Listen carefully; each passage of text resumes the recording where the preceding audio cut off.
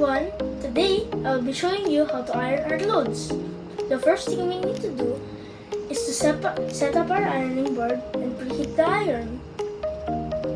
Make sure you are accompanied by an adult when plugging in the iron and when using the iron. So let's begin. Get your clothes and check the fabric label for temperature.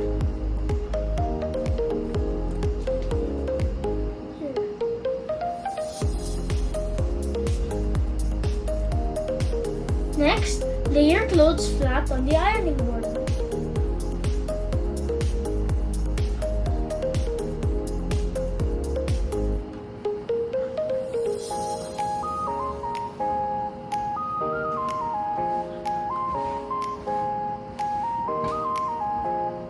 Let's start ironing, starting with the collar, the sleeves, and down to the main body.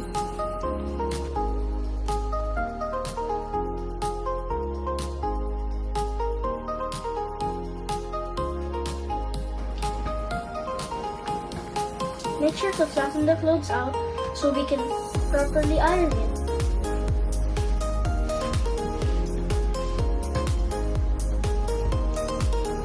And make sure to do the sides as well.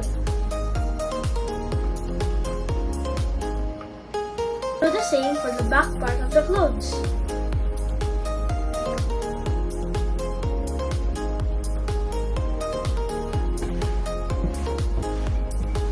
Of course, we need to flatten it.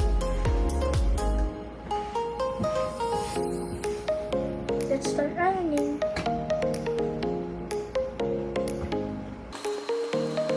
Once you're done, hang it immediately to set the press.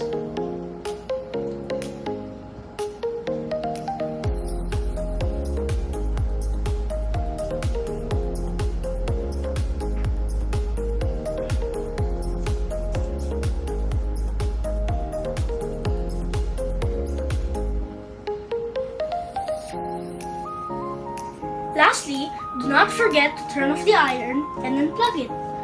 Thank you, that's all. Goodbye.